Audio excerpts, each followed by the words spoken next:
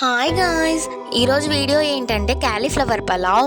పులిహోర చేస్తా అంటే ఇంట్లో వద్దన్నారు, అందుకే పలావ్ చేస్తున్నా. ఫస్ట్ అయితే ఎట్లా అట్లా ప్రిపేర్ చేద్దామని ప్రిపేర్ చేసా. టేస్ట్ అయితే జబర్దస్త్ ఉంది. దీన్ని తిన్నాక క్రేవింగ్స్ అన్ని ఫుల్ఫిల్ అయ్యాయి నాకైతే. దీని ప్రాసెస్ చూద్దాం రండి. ఫస్ట్ అయితే క్యాలీఫ్లవర్ని మ్యారినేట్ చేయాలి.